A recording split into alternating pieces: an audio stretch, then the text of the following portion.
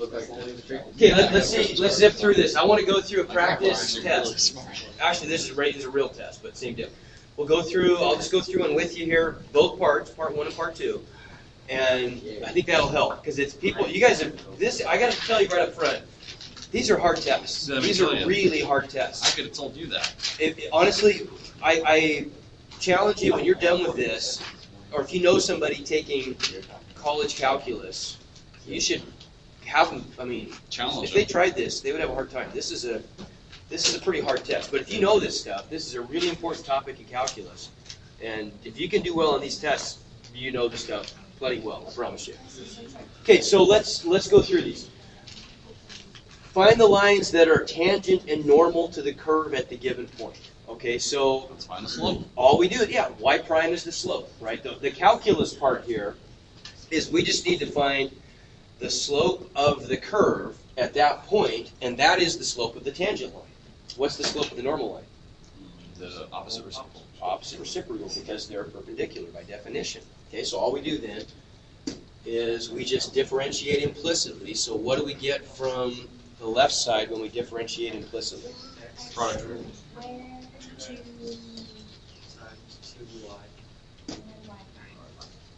2y, y prime, there's the derivative, right? Plus Y squared. Times 2x equals 0. The derivative of 100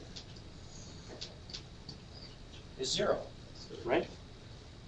Okay, so then all I do is isolate y prime. Why not divide both sides by 2? Get rid of that. Sure. Right? So then I'm going to get y prime x squared y prime plus x y squared equals 0. So what is y prime?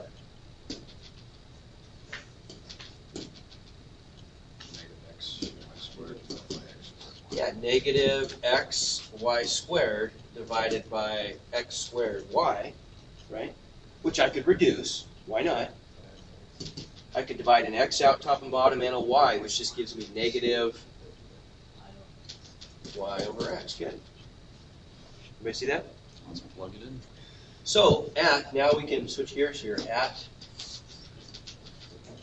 the point 5, negative 2, y prime equals the slope of the tangent line, which is what? What's negative y going to be? 2. 2/5. There's my slope, right? So all I've got to do is find the equation of the line through that point with that slope, right? So then I can you can use point slope if you want to, that's fine. I honestly, it's either way is about the same. I think it's a little easier to just plug in solve for b in intercept form. So if we start with mx plus b, I could plug in negative 2 equals 2/5 times 5 plus b. So negative 2 equals 2/5 times 2 is just 2. So what's b? Negative 4, not 0. A lot of people said 0 there. We're going to subtract 2 from both sides. Okay, yeah. And then we end up with just, we know the slope was 2/5, so we just get 2/5 x plus b would be negative 4. That's it. For the first one. For the equation of the tangent line. Now to find the normal line, what's the slope of the normal line going to be? Negative 5/2. Good. Gotta flip it around. I do the same thing. I would just plug that in for m. So instead of multiplying 5 by 2/5, I'd multiply by negative 5/2. Do you get the idea? Solve for b. That's going to give me a fraction for b. We good with that? Okay. Use implicit differentiation to find y prime and y double prime. Okay. Yeah, these are kind of a pain, but I think there's a lot of algebra. I mean, this Believe test it, is I know. mostly algebra, isn't it? So if we want to find y prime, what do I get when I implicitly differentiate?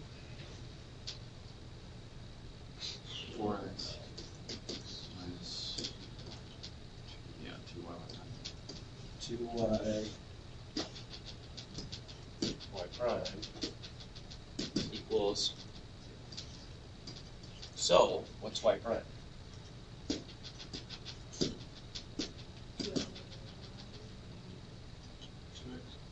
2x over y, so 4x over 2y, right?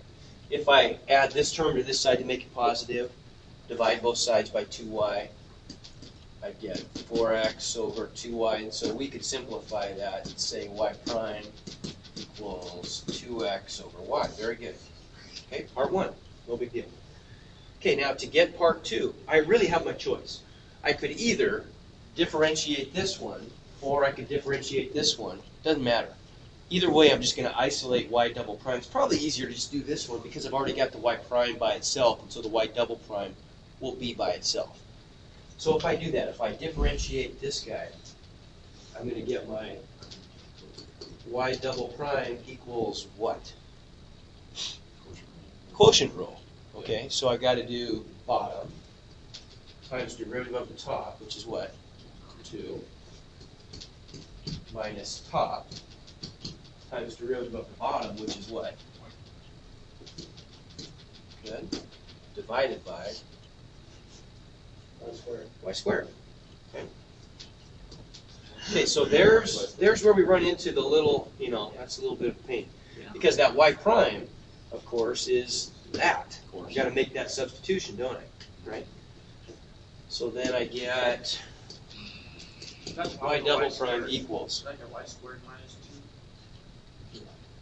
What's the 2 in parentheses? Oh, it's just it's derivative of 2x. Oh. Right. So now, if I clean this up, and here's, I tell you what, it makes such a difference to be, I'm an avid environmentalist, but when it comes to calculus, I say, go ahead and waste some paper. It's worth it no longer. Because you're just going to use that knowledge to invent something that's going to be great for the environment later anyway. So it's more than, it all comes out in the wash. What have you invented? I can tell you. So 2y minus 2x times y prime, right? Now, make this big on a piece of paper and be neat about it, and you're much less likely to make a mistake. So that whole thing is divided by y squared. Now, remember our strategy. When we're trying to simplify a big, ugly fraction like that, we're going to take care of the top, make the numerator one simple fraction, make the denominator one simple fraction, and then flip and multiply by the bottom, right? So on the top, now if I multiply this straight out, this term right here, if I multiply straight across, is just going to be what? 4x squared over y? I want a common denominator in order to be able to combine those two terms of the numerator. So, okay, good. So I've got to multiply this one by y over y, right? So I've got to get 2y squared over my common denominator, y, minus 4x squared over y, all divided by y squared over 1, right? So it's going to be a y cubed, you're right. So then if I combine all this stuff on the top, that's going to give me 2y squared minus 4x squared over my common denominator y times the reciprocal at the bottom, right? And so then if I multiply straight across, I just get 2y squared minus 4x squared over y cubed. Done. Okay? Make sense? Yeah. So much easier when you do it. What? Well, part of the reason, honestly, it's easier is because I have this nice big area to write on. I swear, if you just you waste some paper, it makes it a ton easier. I should buy a whiteboard. Yeah, you should. It's only $2,500 or something. Just get one. You just do a plan for it. It's cheap. Go where? Marshall, what I was saying, Thank you. shower wall. Okay. There you go. Your parents won't mind. It's all for a good cause. Okay. I got it. Thank you. It's only $2,500. I don't know, something like that. Shoot, I got it. Okay, so then now, really this one is pretty similar to that first one we did. We'll come back to it if we have time, because that's just like the same deal. Find the normal equation of the normal line and the tangent line. Very similar. What do you mean similar to Okay, actually? this one's a little different. Not much though, is it? I agree to do that. We can do it. I'm going to skip that one for now too. We We can should come go back to if we want to. second test for their story problem. I will. That's where we're headed. This Here's is where one I the do want to do. Though. memorization comes in. So if I differentiate this implicitly, what am I going to get? On the left side, if I differentiate with respect to x, I get 1. Now on the right side, what's the derivative, by the chain rule, what's the derivative of secant y with respect to Secant y x? tangent y. Okay, the derivative of secant something, derivative of secant hand, is just secant hand, tangent hand, right? Which you're going to know very well. See why I'm making you do this? Now you'll just know it. It's going to be Yeah, I know it, but it's secant something, tangent something, and the somethings are y's. But then by the chain rule, now that I'm taking care of the secant something, the derivative of what's inside is not 1, it's y prime. Not y prime, just y prime. Okay? So that whole thing, y prime, right? Yes. Okay. Now here's when you're dealing with secants and tangents like this, you can either do it now or the next step. But when you're starting to do algebra with secants and tangents, you're gonna a lot of times it's easier just to use sines and cosines. For example, if we divide both sides by secant y tangent y, then don't you agree that I just get y prime equals 1 over secant y tangent y, but Be able to enter it like that. what's the reciprocal of secant y? I don't know. See, that's one of the things you're going to have to know by Thursday or Friday. What's It's cosine, good. This Thursday? Yeah. What did I say, this Friday? should know You the gotta know real this. rate, like the secant. And then what's the reciprocal of tangent? Cotangent. Isn't that an easier way to say it? Okay, so that's what they're looking for. It's the same thing. Yeah. All right, so now on to the story problems, on to the related rate stuff. Ooh. Is this still on part 1? This is part 2. Okay. Part 2. Sand falls from a conveyor belt at a rate of 15 cubic meters per minute onto the top of a conical pile. The height of the pile is always 3/8 of the base diameter. How fast are the height and radius changing when the pile is 7 meters high? Okay, so there's two questions in one here. We can solve in any order we want to. I strongly urge you to use my slick little 4-point plan. I can't take credit for it. It's just kind of standard. But the snapshot variables, that's my name. Do you like that name, snapshot variables? Just like the frame in the movie. I just think that's pretty good stuff. It's cute. Maybe it's just me. Are you gonna post these on Yes, I'll post this right after school. This will be on there, I promise. Post this to the PDF. You should put this on your Facebook. And would it really be helpful for me to not make my YouTube thing private? But it's easier just to go right to my channel. Okay, I'll go back and do that. So snapshot. What are the values of the things that now we're given some stuff? What's that? Look at the units. What is that? V dot. Yeah, because it's a volume over time. So we're seeing the rate of change of volume. Cubic meters is a measure of volume. So if I've got volume over time, it's V dot, right? Because dot means change with respect to t. dV dt. There's my t, minutes. Okay. So I know V dot is positive 15. And we'll just suppress the units here, right? Yeah. I know that the pile is 7 meters high. So if we make a picture of our pile here,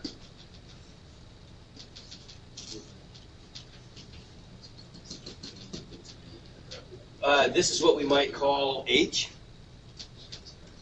So what are we being told there? Yeah, H is 7, right? So And we just called that h, right? And then we'll probably want to call this distance right there r, right? What is the thing that we're being asked, or the things we're being asked about? We want to know the rates of change of height and the radius. Okay, so we want to know them both, but let's go ahead and do h dot first. How come? Because you know h. Because we know h, sure, right? So then there's the snapshot stuff, right? We can go back and fill stuff in there later if we want to.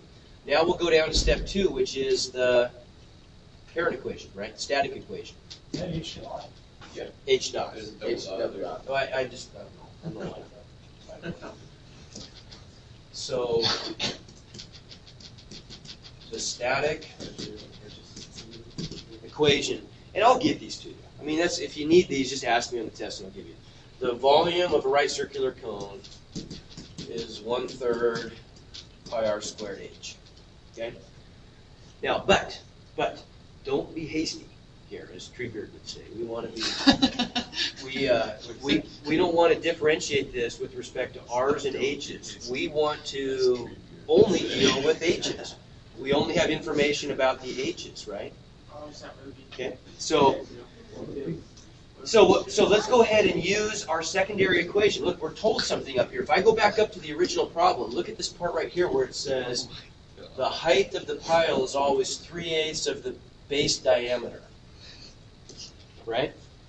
So let's turn that into an equation then. We could say height equals 3/8. How do I say diameter? 2r. Good. Right? Wait, why is h? Yeah, why do you make that h? The height of the pile is 3/8 of the base diameter. No, but what's the difference between 2 and r? I mean 2r.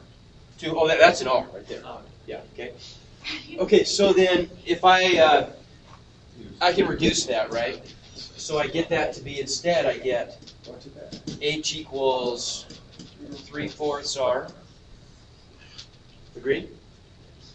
Okay. Now let's make that substitution. Except we want to make it in the right direction. Which variable do we want to keep? Not really, because we know what h is, right? We would rather eliminate the r's because I look at all this. I know h and I'm looking for h, right? Does that make sense? I could do it. It's going to work either way. But if I keep the r's, then I've got to go back up to my snapshot and solve for r, right? I got to go back up there and plug in the value if I know what h is. See what I'm saying? It'd be easier for us to focus on the stuff that we know, being as we know and are looking for that stuff. Let's keep that, right? It's a subtle point. It'll work either way, but do you see what I'm getting at there? It's just kind of a strategic thing in math that's helpful. We want to eliminate the variable that we want to eliminate, the one we don't know anything about, the one that's problematic for us. We want to keep the h's because that's what we know about. So the one that we want to keep means we're going to solve for the other one. You always lose the variable. You always lose your substitution variable. The one that, does that make sense? If I plugged in h up here, where I used to have h's, I'd have r's. That's not what I want. I want to have r. I want to keep the h's and lose the r's. So I got to rewrite this thing as r equals 4/3 h and make that substitution. Okay? Oh, that's Right? And if I do that, now watch what happens to my static equation. It's going to get a lot better. I'm going to get v equals 1/3 pi times the quantity 4/3 h squared times h, right? Which is what? Let's see, I'm going to get, what's that? I'm going to get, the total fraction, I'm going to get 16/9 times 3, right? So 16/27. What? Well, if I square out everything in here, I got to square out all parts, right? Yeah. When I've got a product and or quotient of factors to a power, I distribute that to all the right. Wait. So I squared the 4, squared the 3, and multiplied it by. Okay. I thought that was it. We We thought you were plugging in h. And Yeah, I was we like, thought we were ow. putting Oh no no That's all right. no. So that's what I get. Okay, now that's a lot of upfront work, but it makes the calculus really simple. Okay, by doing all that, by rewriting volume in terms of only h, Now when I implicitly differentiate, it ends up being pretty simple. I get v dot equals what? Well, I got my 16/27ths pi, and then what's the derivative of h cubed with respect to t? 3h squared h dot. Very good.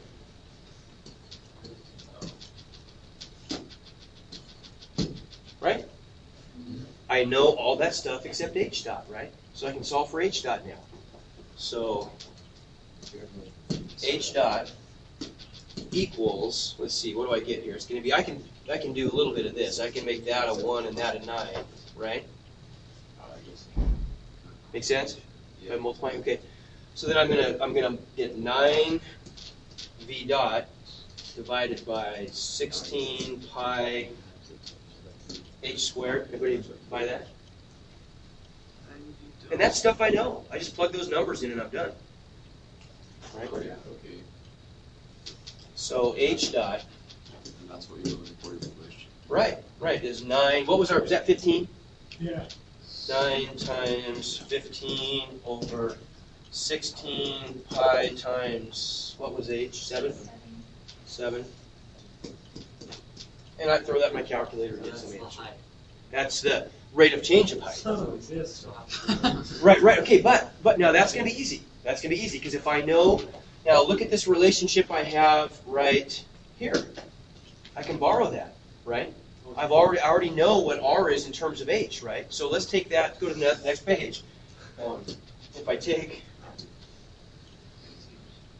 Wait, so we're not done? well, we're done with the hard part.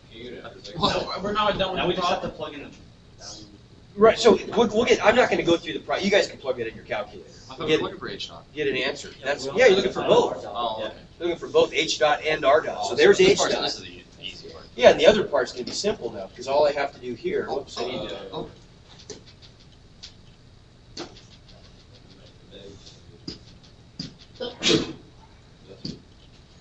okay, now if I know this, right, all I've got to do here, if I want to find r dot, if I implicitly differentiate this, isn't r dot just equal to 4/3 h dot? And I just calculated h dot, right? That was the first answer I got.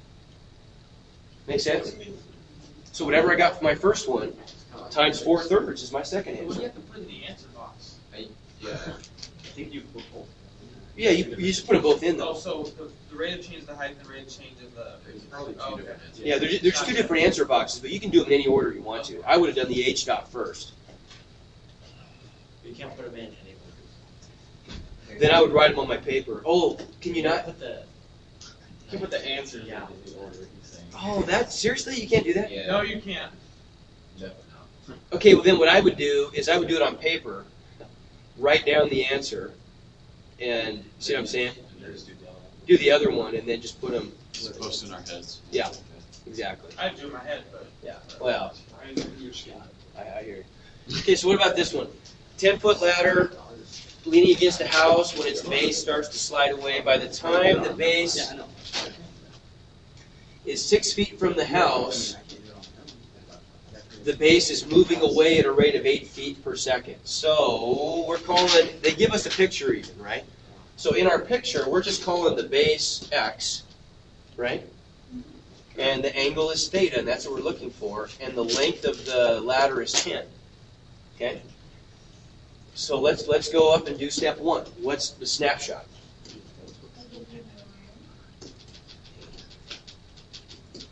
For the snapshot, we know that x is what? 6. And x dot is 8 in normal units, right? And what are we looking for?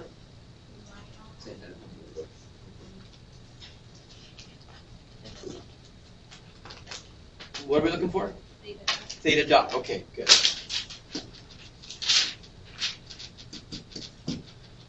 Okay, so do we need y's in this? No, No. we don't. Because in that picture, if I'm trying to relate theta to x, I don't need the y, do I? I've got a right triangle here. I can just use the hypotenuse, which is given to me.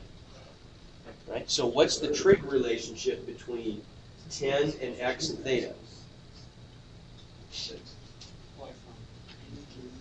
Which one? By SOHCAHTOA cosine. Yeah, because for angle theta, that's the adjacent side and that's the hypotenuse, right? Everybody see that? Okay. If it wasn't a right triangle, we'd use sines. Right. Okay. Do I need to pause on that one for a second? Yeah. I'm trying to, now think what I'm trying to do. When I get to step 2 and I want to come up with the static equation. That's a 6, right? X equals 6. Yeah. The static equation is just the dotless equation. So if I look at all the stuff I'm given up here in my picture, in my snapshot, if I just remove the dots, what's the simplest equation I can come up with that relates x's to thetas? Well, it'd be the cosine relationship, right? Right, because for this angle, everybody see now the cosine, there's the adjacent side, there's the hypotenuse, right? And so I don't need y. Okay, so what's the sense of introducing that other variable? I could solve for y in that snapshot, but why bother?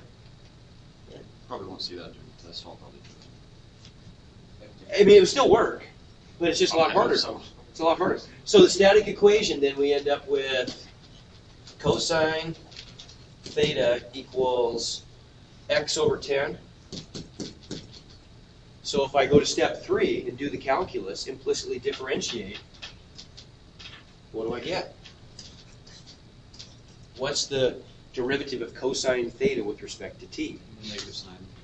Okay, so negative, say it again, negative Sine. sine theta theta dot equals, what's the derivative of x over 10 with respect to t? The 1 over 10 is just a constant, right? So we get 1/10 times x dot, right?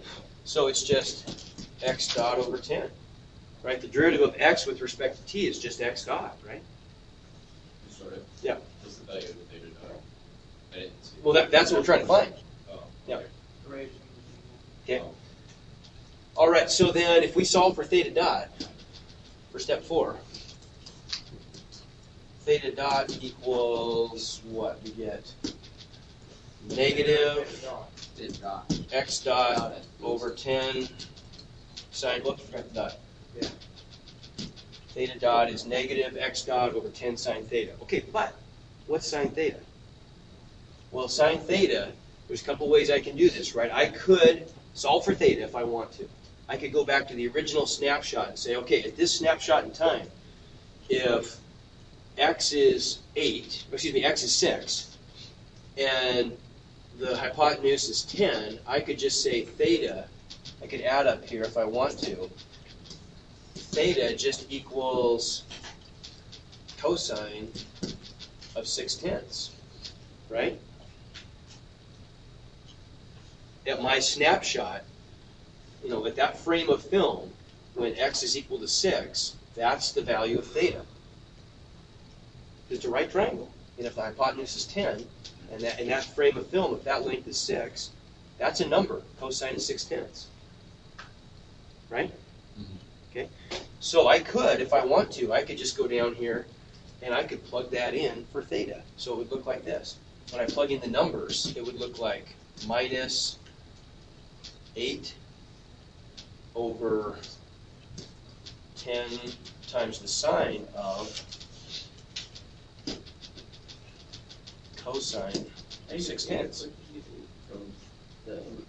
Oh, it's x dot. Okay, it's not just Wait. Right, except I meant arc cosine, sorry. Right, yeah. Oh. Sorry, arc cosine. Right? That's not what we want to call Oh. Yeah. Right, I see what I'm saying, because really it's cosine theta equals it. 6/10. So theta equals arc cosine. Where you did that from? Well, because I was right. let me repair that damage right there. I forgot to say arc cosine instead of cosine, because we know that the SOHCAHTOA relationship is cosine theta equals 6 over 10, adjacent over hypotenuse. Okay, So to solve for theta, I would just take an arc cosine. I see. So down here, that's one perfectly good answer that I could put in my calculator. A better way, in my mind, is just to fill in the triangle, make it a reference triangle. If I know that this is a right triangle, and these are the sides, that's 10, and that's 6, well, that's a 3, 4, 5, isn't it? Right? By Pythagorean theorem, I could figure this out, too. That's got to be 8. Because 8 squared plus 6 squared is 10 squared. So, Right? And so then, say it again. Why isn't it just normal? Alright.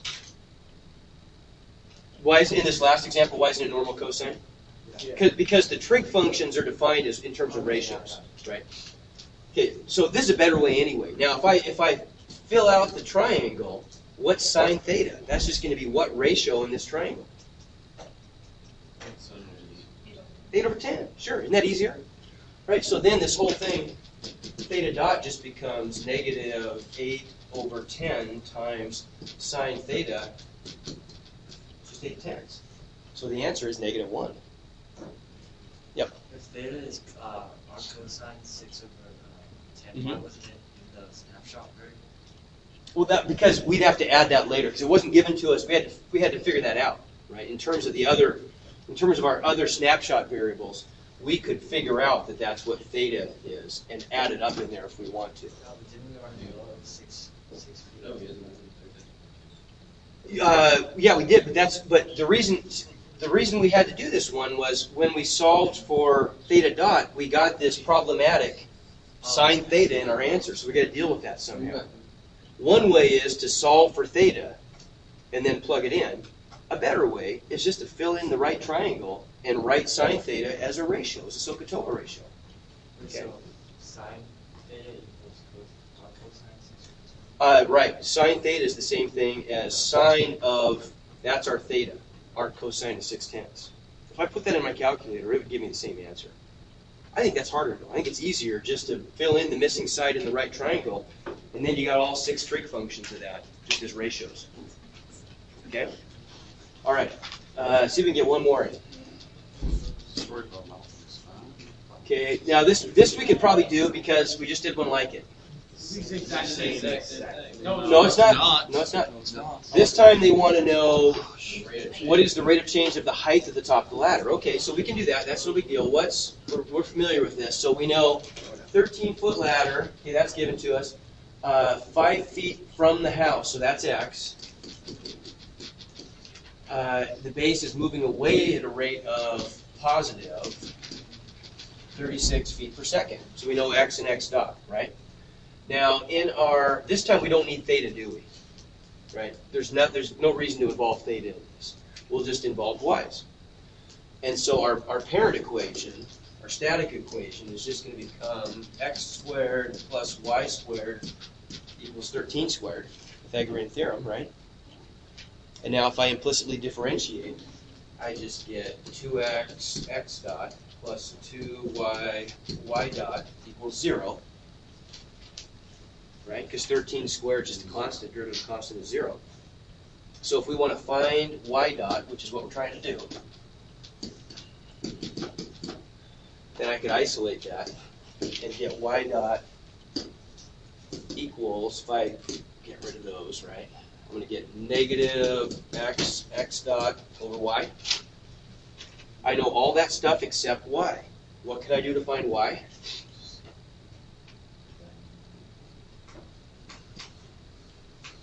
Same thing as before. I can just fill in the blanks on my triangle, right? If my frame of film and my snapshot, if I know that that's 13 and this is 5, then this becomes 12. Okay? Does that make sense? Because I know that 12 squared plus 5 squared equals 13 squared. Right? I mean, I could find that by just saying the square root of 13 squared minus 5 squared is 144, so it's 12. Okay, so in this I'm solving for y. Exactly, and so now I can plug, now that I know 12, I can plug all that stuff back in there. And I get minus, what was it, 5? Yeah. Why Huh? y dot and x dot? They're both respect to t. Yes, any dot means derivative with respect to t. So x is 5, x dot was 36, and y was 12. So there's my answer. That's y dot. Okay? Does that make sense? Okay. So the trick on those last two really is just fill in that triangle. You know, if you fill in the missing side on the triangle, you get a lot of extra stuff. Sure.